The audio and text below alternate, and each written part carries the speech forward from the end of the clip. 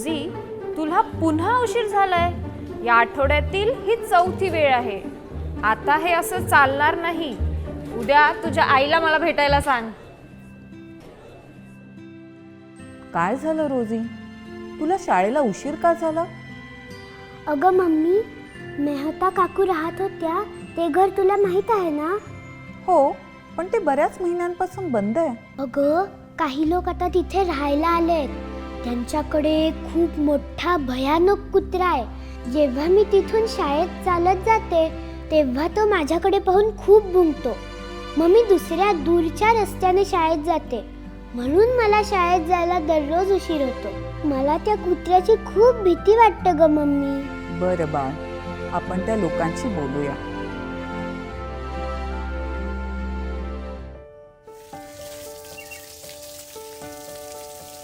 रोजी, घाबरू नकोस, मी आहे ना तुझ्यासोबत. हॅलो सर, तुम्ही जरा तुमच्या कुत्र्याला बांधून ठेवू शकता का घरात? तो खूप जोरात भुंकतो. माझी मुलगी इथून रोज शाळेला जाते आणि त्याला बघून खूप घाबरते. टफी, मॅडम हा कोणालाही चावणार नाही. बघ, त्याला तू खरोखरच आवडतेस. तुझ्याबरोबर खेळण्यासाठी त्याने त्याचा आवडता चेंडू आणलाय. बघ रोजी, तो तुला काहीच करणार नाही.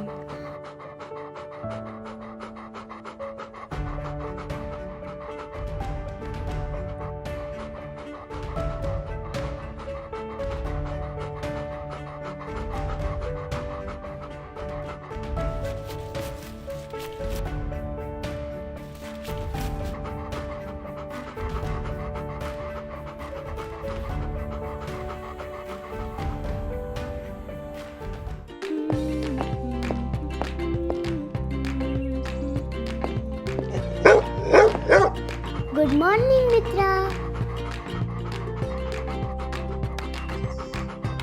हे तुझ्यासाठी ना एक बिस्किट आहे. चल घे.